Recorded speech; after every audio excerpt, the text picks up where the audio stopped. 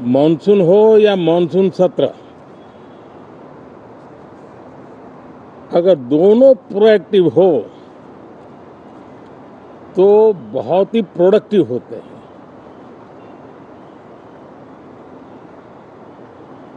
और दोनों को प्रोडक्टिव होते हैं तो देश का कल्याण होता है, जीव मात्र का कल्याण होता है। और इसलिए हम यही प्रार्थना करते हैं कि मॉनसून भी प्रोएक्टिव रहे, मॉनसून सत्र भी प्रोडक्टिव रहे।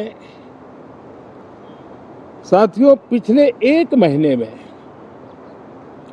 देश ने अनेक सिद्धियां प्राप्त की है और देशवासी गर्व से भर जाएं, इस प्रकार की सिद्धियों का सिलसिला चला है। चाहे राष्ट्रीय हो, अंतर्राष्ट्रीय हो और अब तो अंतरिक्ष भी हो, एक प्रकार से भारत के लिए गर्व के पल रहे हैं। पिछले वर्ष मॉनसून सत्र के ठीक पहले भारतीय नागरिक इंटरनेशनल स्पेस स्टेशन पर पहुंचा था और कल ही परसों भारत का एक युवा स्टार्टअप,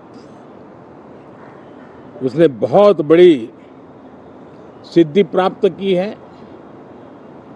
विश्व के कम ही देश हैं जहां इस प्रकार से प्राइवेट साहस हुए हैं और भारत के युवाओं ने अंतरिक्ष में नई उड़ान भरी है। बहुत बड़ी सफलता है। और ये जो स्काईरूट स्टार्टअप है, उसमें जो नौजवान काम कर रहे हैं, मुझे बताया गया उनकी पूरी टीम की जो एवरेज एज है वो सिर्फ 28 साल है। ऐसे नौजवानों ने ये काम करके दिखाया है। मैं किसी 56 साल के नौजवान की बात नहीं कर रहा हूं, मैं देश के ये स्टार्टअप ने 28 के एवरेज वाले नौजवानों ने अंतरिक्ष में भारत का झंडा गाड़ दिया है। उनको तो बधाई है ही है, लेकिन ऐसी बातें जो हैं जो भारत को आत्मविश्वास से भर देती है, विश्व में भारत का प्रोफाइल सर्वमान्य सर्वस्वीकृत बनता जाता है। साथियों, ये संयोग नहीं, ये एक संदेश है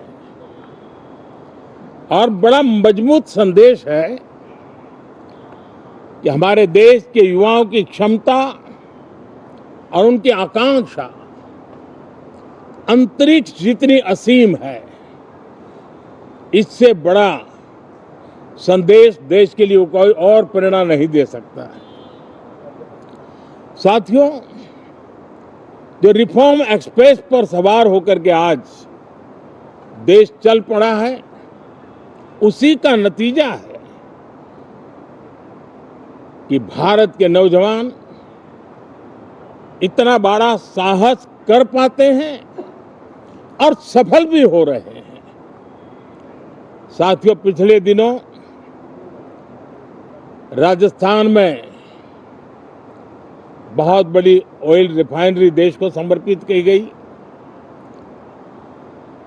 पिछले कुछ सप्ताह पहले एक सेमीकंडक्टर प्लांट यानी तीसरा देश को समर्पित किया गया। अभी कुछ दिन पहले ग्रीन हाइड्रोजन से चलने वाली ट्रेन, और विश्व में बहुत कम देश ऐसे हैं कि जिनके पास ये सुविधा है, लेकिन भारत ने जो हाइड्रोजन ट्रेन देशवासियों को समर्पित की है, वो सबसे ताकतवर इंजन वाली है और सबसे लंबी है। ये अपने आप में भारत के वैज्ञानिक, भारत के इंजीनियर्स, भारत के इनोवेटर्स, भारत के उद्यमी, भारत के श्रमिक, ये जो एक लक्ष्य लेकर के देश के लिए जी रहे हैं, देश के लिए काम कर रहे हैं, उसी का परिणाम है। साथियों, हम भली भांति जानते हैं और पूरी दुनिया चिंतित भी है, लगातार कहीं न कहीं युद्ध की स्थितियां बनती रही है।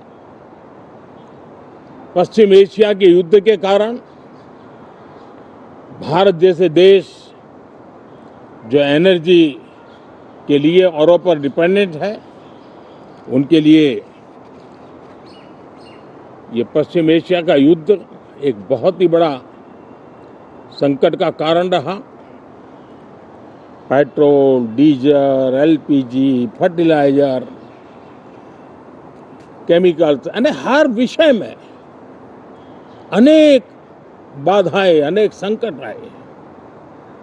उसके बावजूद भी भारत 7.7% के ग्रोथ से दुनिया की मेजर इकोनॉमी में सबसे तेज गति से आगे बढ़ने वाला देश बन के रहा। ये भारत के सामर्थ्य का परिचायक है। भारत किस प्रकार से उत्साह और उमंग के साथ नई ऊंचाइयों को पार करना चाहता है, उसकी इसमें एक झलक है।